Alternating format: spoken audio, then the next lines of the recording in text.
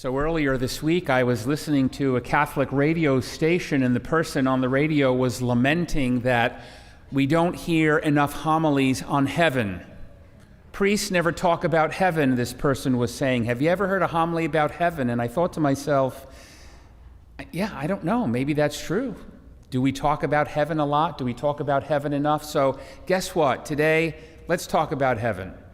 And I thought, I went to the scriptures and I looked, and in fact, it really is something that we sort of hear about in the readings today, that we can kind of pull out of them. The first reading, we're reflecting a little bit on Jerusalem. And when the Bible talks about Jerusalem, it could mean a number of things. Sometimes it means the actual city, the place. Sometimes Jerusalem in the scriptures are talking about the church.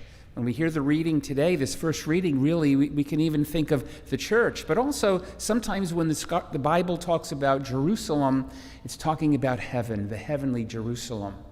But today, we also hear some interesting words in the gospel.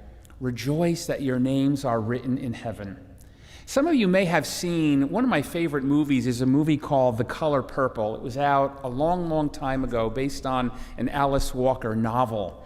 There's so many things that we could talk about in that film, but it's a story of an African-American woman named Miss Seeley, who lives in Georgia in the 1920s. Her life is one of terrible struggle and poverty and abuse, not only from her father as when she was a child, but as she grows, she winds up in a relationship with a man, sort of like a common law marriage. She's sort of forced to be with him, and she's miserable, and he's abusive to her, and she doesn't even know his name. She just calls him Mr.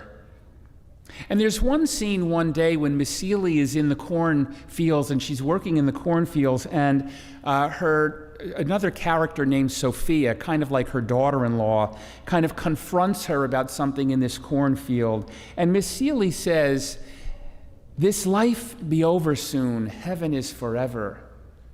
And Sophia answers, "Miss Seeley, you should bash Mister's head in now and worry about heaven later." I think in that little piece from that film, we kind of see perhaps a little bit of the tension in speaking about heaven, and maybe why we don't talk about it enough. Because sometimes it's good for us to talk about heaven, even Jesus did, right? But we don't talk about heaven because we want to escape from earth, or because we've become indifferent to the things happening here. Christ spoke about heaven not as an escape, or something we should just wait around for, like Miss Seeley was doing, or as if you take a number at the deli counter and you wait for your number to be called. You just sort of stand there waiting. When we talk about heaven, it's not so that we can do that. So let's not be involved in the things of this earth. Let's just sit and wait till one day we go to heaven. No. That's not why we reflect on heaven. We have a mission here, and we hear about that in the gospel today too. Heaven is our destiny, but we're here also now, in the here and now. We have a kingdom to build through love. It's sort of interesting in the gospel today that Christ's remark about heaven is coupled with the disciples coming and going, right? The disciples being sent and then returning. And they come back, as we heard in the gospel today, they're almost kind of giddy with their success. He sent out the 72, and they come back, and all of these wonderful things that have happened that they've been able to do in Christ's name. But Christ has a surprising reaction to them, I think. He kind of says a couple of strange things. First of all, he said to them, "I saw Satan fall like lightning from the sky." What could Jesus have meant when he responded that way to them? Well, what was it that made Satan fall? Pride. So Jesus seems to be saying to the apostles, to the disciples, it's great you've had all this success. Don't be too proud about it. It's God's work. As I saw Satan fall from the sky like lightning because of his pride. But then he says to them, rejoice, though. It's great that all these things have happened, but rejoice above all else that your names are written in heaven. Christ wanted to draw their attention to heaven at the exact moment that they were having great earthly success. Maybe that says something to us, that even when things are going well, or when we're struggling, or when we're having difficulties, once in a while it's good for us to think about heaven. Your names are written in heaven. When did that happen? the day that your parents spoke your name for the first time in a church somewhere, or maybe this church, on the day of your baptism. So that's a beautiful thing to remember once in a while, especially maybe when things are difficult for us. So as we think about heaven, maybe we can reflect for a moment on what is heaven not. First of all, heaven is not just a family reunion.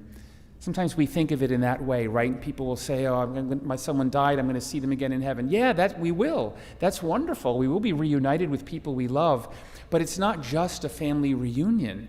It's so much more than that. The love we will experience there, yes, we'll know one another, we'll love one another. But that's not even the best part, that we'll be there with God, united with others. You know, in this life, separation's difficult, right? Whether someone dies, someone moves, relationships end, come and go.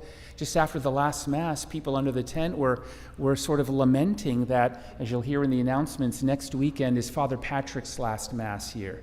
And Father Patrick will be heading back to Nigeria again, and Father Nick left last weekend. At the end of the month, our seminarian Andrew will go back to the seminary. But a few other priests are coming throughout the month of July who'll be with us. So, and that happens in your own lives too, right? People come and go. Unfortunately, maybe you're stuck with me for another 6 years, but people come. You've seen priests come and go, right? People say that to me all the time. You've seen people say, priests, we've seen them come and go, right? And it's true. We come and we go, and you do too. I hate when really great parishioners who I come to know and love move. I go, please, can't you just please stay here? So it's always difficult, and even in our families, right, when people die or people leave, there's always that sense of separation that sort of brings like a little bit of heaviness of heart. So in heaven, that won't happen any longer. We'll be united. We'll be one with one another and with God. So that's something beautiful to think about, but it's more than that. It's more than just that sense of reunion.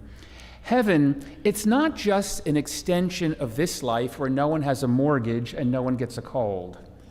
It's more than that as well. It's not just a perpetual Disney World either. Even that would be boring after 1,000,000 years.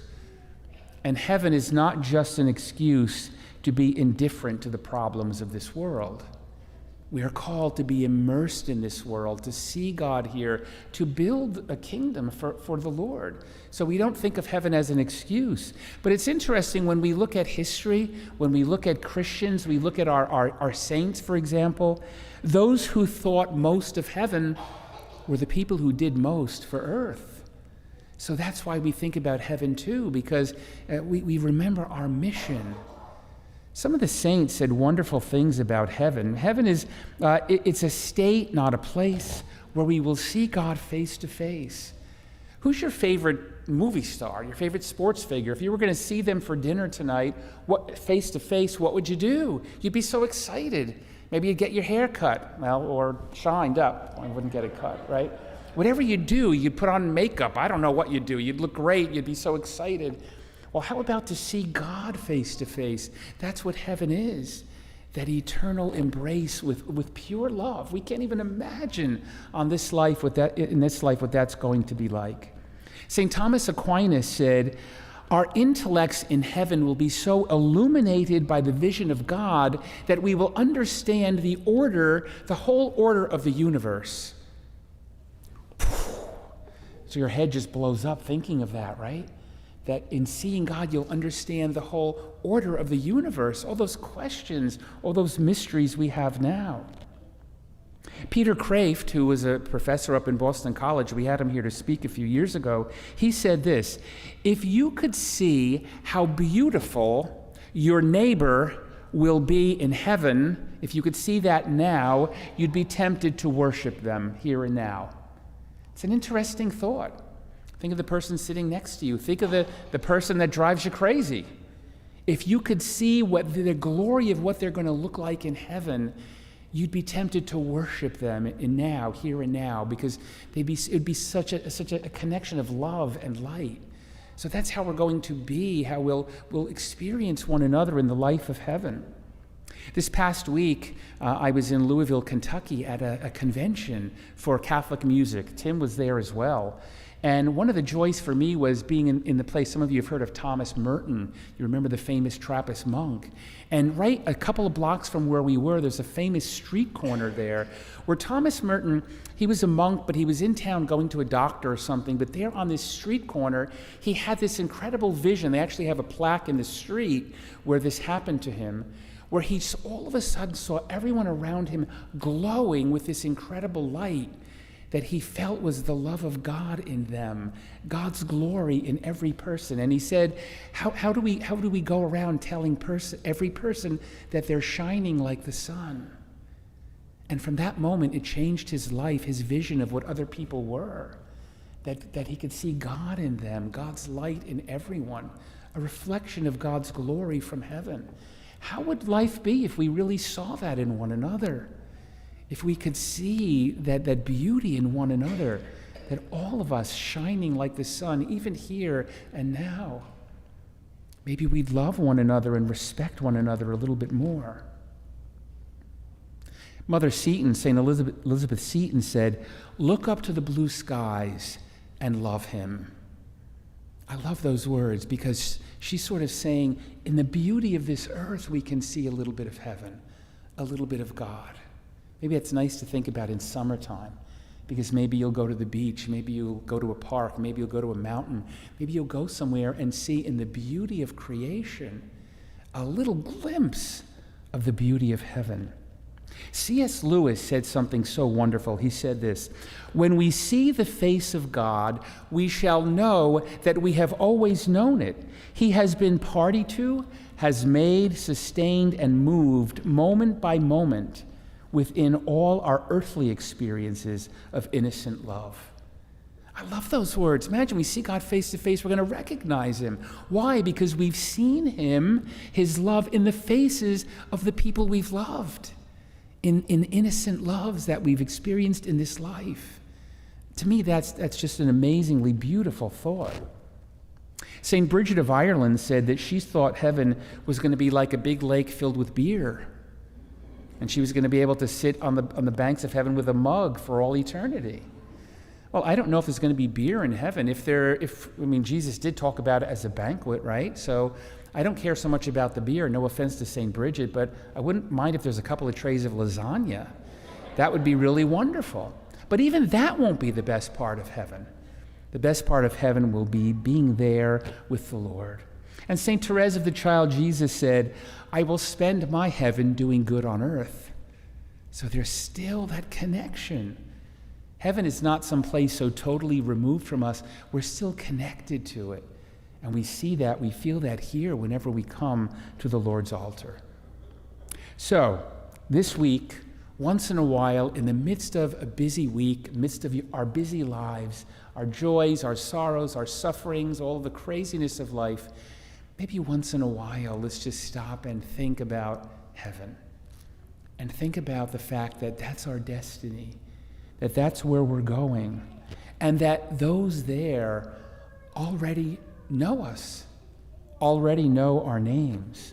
We have a lot of work still to do here, but when the invitation comes, whenever that day is for each of us known only to God, to go to heaven, when that invitation comes, don't be so sad, but rejoice that your name is written in heaven.